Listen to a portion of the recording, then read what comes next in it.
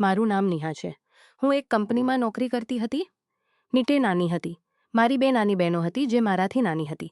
અમારું કુટુંબ મુશ્કેલ સ્થિતિમાં હતું અને મારી આખી તનખ્વાહ મારી માતાને આપી દેતી હતી. કેટલાક વર્ષો વીતી ગયા પછી મેં એક નાનું ઘર ખરીદી લીધું. મારી ઉંમર વધતી જતી હતી. એક દિવસ જ્યારે હું કામ પછી ઘરે આવી ત્યારે ઘરમાં કેટલાક મહેમાન આવેલા હતા. મેં જોયું કે મારી નાની બહેન સારા લગ્નના કપડાં પહેરીને બેઠી હતી. મને તરત સમજાઈ ગયું કે આ મહેમાન મારા માટે નથી, મારી બહેન માટે આવ્યા છે. આ રીતે મારી બધી આશાઓ ધૂળમાં મળી ગઈ. હું 30 વર્ષની થઈ ચૂકી હતી, છતાં મારી માતાએ મારા લગ્નની જગ્યાએ મારી નાની બહેનના લગ્ન કરાવી દીધા. પછી મારી બીજી બહેનના પણ લગ્ન થઈ ગયા અને હું એકલી રહી ગઈ. અસલમાં મારી માતા મારી સોતેલી માં હતી. તેઓ પોતાની ખરી દીકરીઓને વિચારવાનું પણ પસંદ નહોતું. તેઓ જાણતી હતી કે હું તેમના માટે સોનાના ઈંડા આપતી મરઘી છું, તેથી મારા લગ્ન ન કરાવતી. દરરોજ મને મારા લગ્ન ન થવાનો ઘણો દુઃખ થવા લાગ્યો. મારી ઉંમર પણ વધતી જતી હતી. મારી માતાના લાલચને કારણે મારું આખું જવાન બરબાદ થઈ રહ્યું હતું. મેં નક્કી કર્યું કે હું મારા શહેરની નોકરી છોડી દઈશ અને બીજા શહેરમાં જઈને નોકરી કરીશ અને બીજા શાળામાં નોકરી મેળવી લીધી. પણ ત્યાં માત્ર 1 મહિનો જ વીત્યો હતો કે શાળાના શિક્ષકોને સમયસર પગાર ન મળવાને કારણે શાળા બંધ થઈ ગઈ. ઘણા શિક્ષકોને સમયસર ચાલ્યા ગયા અને હું પણ ચિંતિત થઈ ગઈ. મેં મારી બચત ખર્ચવાનું શરૂ કર્યું. મને ખબર હતી કે બચત લાંબો સમય નહીં ચાલે, તેથી મેં ઘરે ટ્યુશન ક્લાસ શરૂ કરી દીધા. મેં ભાડાના ઘરની બહાર એક બોર્ડ લગાવી દીધું. તેમાં લખેલું હતું, બહાર એક ટ્યુશન ક્લાસ ચાલે છે. બોર્ડ લગાવ્યાના 5 દિવસ પછી જ કેટલાક વિદ્યાર્થીઓ આવવા લાગ્યા.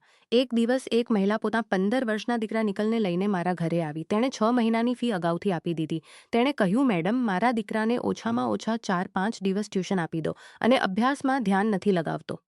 તમારા ડરથી તે ઓછામાં ઓછું કંઈક મહેનત તો કરશે. હું તમને વધુ દિવસો માટે વધુ પૈસા પણ આપીશ. મેં તેની વાત સ્વીકારી લીધી. પછી નિકલ ટ્યુશન માટે આવવા લાગ્યો. તે અભ્યાસમાં ઘણો તેજ હતો. બીજા બાળકો ચાલી જતા પણ નિકલની વધારાની ક્લાસ થતી. ટ્યુશન વખતે નિકલ મારી સાથે સારી વાતો કરતો. હું તેના કારણે ખુશ રહેતી, કારણ કે હું એકલી રહેતી હતી અને વાત કરવા માટે કોઈ ન હતું. એક દિવસ સાંજે 6 વાગ્યે નિકલ ઘરે જવા લાગ્યો. ત્યારે મને ચા અને નાસ્તા માટે પોતાના ઘરે આવવાનું કહ્યું. વાતોમાં તેણે ટ્યુશનમાં થોડો વધુ સમય ગાળ્યો. તેણે કહ્યું, મેડમ, મને ગણિતનો એક સવાલ સમજાવી દો. તે અંદર ગયો અને હું તેને ક્લાસરૂમમાં લઈ આવી. બ્લેકબોર્ડ પર સવાલ સમજાવવા લાગી, પણ નિકલનું ધ્યાન બોર્ડ તરફ નહોતી. તે મારો સમય વેડફી રહ્યો હતો. તેનો મસ્તાયશ રહ્યો છે. તે મારો સમય વેડફી રહ્યો છે. તારી ટ્યુશનનો સમય પૂરો થઈ ગયો છે. હવે તું ઘરે જઈ શકે છે. જતાં જ અચાનક તેણે મારો હાથ, ઘણી સારી છો. હું ફરી આવીશ. ત્યાં સુધી તમારું ધ્યાન રાખજો. મને સમજાતું ન હતું કે તે મારી ચિંતા શા માટે કરે છે. બીજા દિવસે ટ્યુશનનો સમય થયો પણ નિકલ આવ્યો નહીં. અચાનક આકાશમાં વાદળા છવાઈ ગયા. લાગતું હતું કે મોટો વરસાદ આવશે. મેં 1 કલાક પછી આવનારા બાળકોને અડધો કલાક પહેલાં જ રજા આપી દીધી. થોડી વારમાં જોરદાર વરસાદ શરૂ થઈ હતી.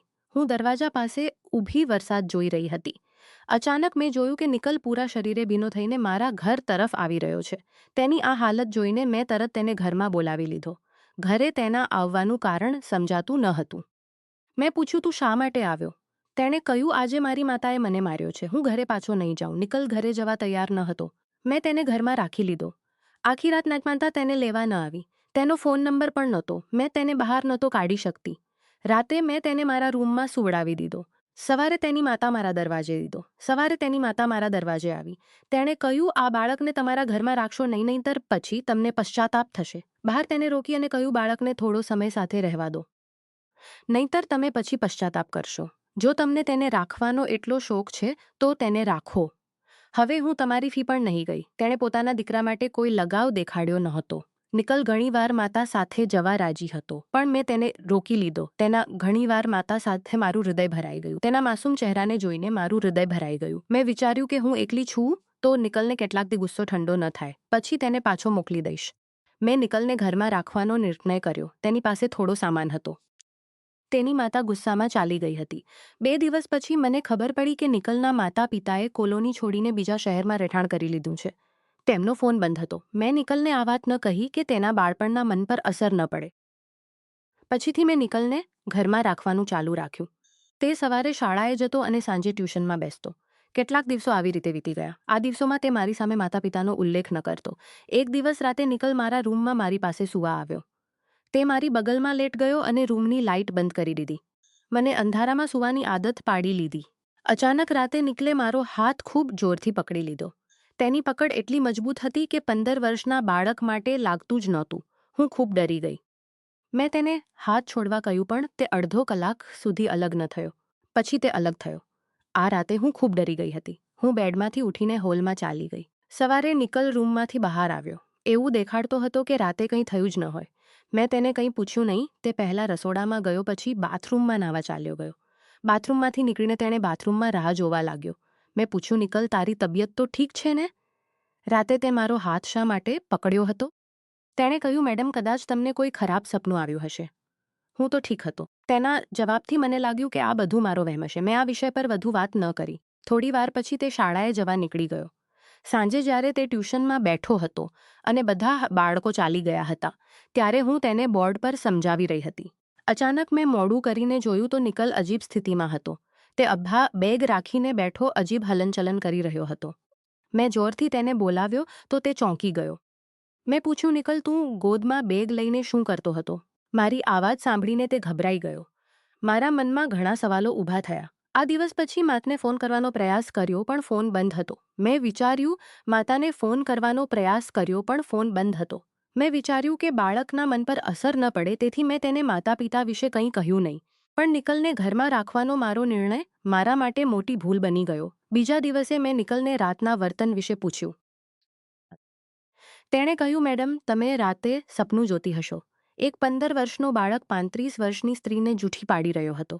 પણ સાંજે જ્યારે મેં નિકલને ગોદમાં બેગ લઈને બેઠેલો જોયો તો મને ફરી શંકા થઈ. મેં તેને આવી અજીબ વાતો કરતો પહેલાં ક્યારેય નહોતો જોયો. તેનું ધ્યાન અભ્યાસમાં નહોતું. આ દિવસે મેં જોયું કે તેના પગ નીચે જમીન ખસી રહી હતા. તે સતત પોતાના પગ પર હાથ મારી રહ્યો હતો. તેની આંખો અલગ જેવી હતી. તેની આંખો જોઈને હું ખૂબ ડરી ગઈ. ઉપરાંત ઉપરના રહેવાસી રમેશ વારંવાર ઘરે આવતા. જ્યારે તેઓ અહીં આવ્યા ત્યારે ક્યારેક શાકભાજી લાવીને મને આપી દેતા.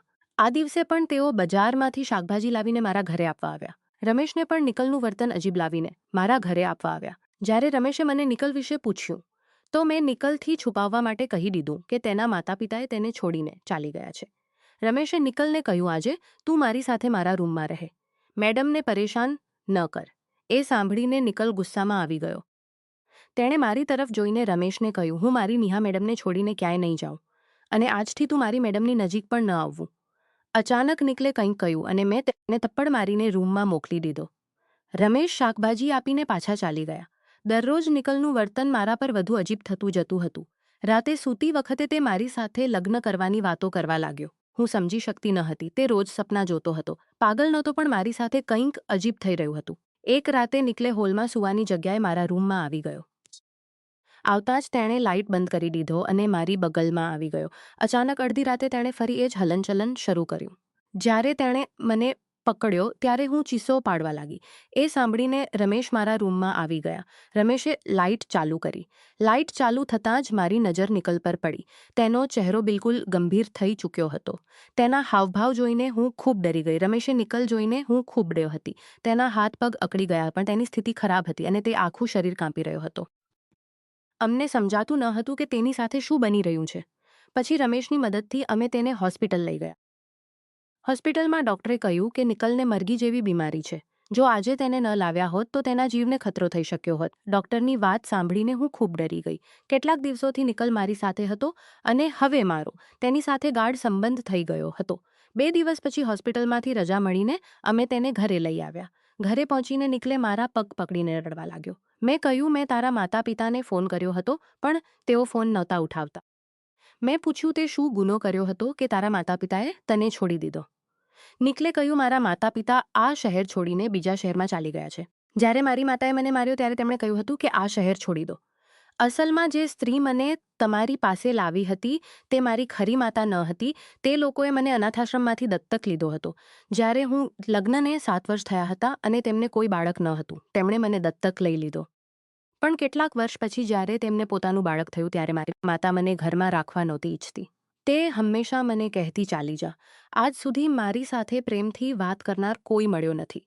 જ્યારે હું તમારી પાસે ટ્યુશન માટે આવવા લાગ્યો ત્યારે ધીમે ધીમે તમારું સારું વર્તન કરતી હતી. જ્યારે મારી માતાએ મને મારીને ઘરમાંથી કાઢી દીધો ત્યારે તમે મારી તરફથી ઊભા રહ્યા.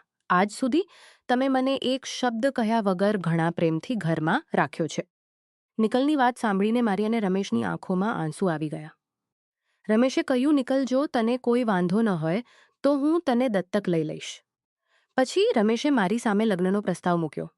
રમેશે કહ્યું કે મારા લગ્ન કેટલાક વર્ષ પહેલાં નક્કી થયા હતા, પણ લગ્ન પહેલાં છોકરીના મેડિકલ ટેસ્ટ કરાવ્યા તો ખબર પડી કે તે ક્યારેયમાં નહીં બની શકે. આ ખબર કુટુંબમાં ફેલાઈ ગઈ. આ કારણે કોઈ પણ પોતાની દીકરીના લગ્ન મારી સાથે કરવા તૈયાર ન હતું. તેથી હું 35 વર્ષની ઉંમરે પણ લગ્નશુદ્ધ નથી. આજે પણ હું 35 વર્ષનો છું, પણ મેં લગ્ન નથી કર્યા. મેં પણ મારી દુર્ભાગ્ય ઉંમર સુધી લગ્ન વગર રહી અને ઘણા લોકો પ્રેમ માટે તરસ્યા રહ્યા. ભગવાને 2 એકલા લોકો અને એક અનાથ બાળકને જોડી દીધા છે. 35 વર્ષની ઉંમરે મને રમેશ જેવો સારો માણસ મળવાની આશા ન હતી. રમેશ ઘણા સારા અને સમજદાર માણસ હતા. મારી પણ માં બનવાની ઉંમર વીતી ચૂકી હતી. મેં કોઈ હચમચાટ વગર રમેશ સાથે લગ્ન કરવાને નિકલને નિયમિત રીતે દત્તક લઈ લીધો. આ દિવસ પછી અમે ત્રણેય એક સુખી કુટુંબ બની ગયા. ભગવાને મુશ્કેલ વખતે જ્યારે મારા પોતાના લોકોએ મને એકલો છોડી દીધો હતો, રમેશ જેવા માણસે મારી સાથે લગ્ન કરીને મને નવું જીવન આપ્યું અને નિકલને મને માં બનવાનો અનુભવ કરાવ્યો.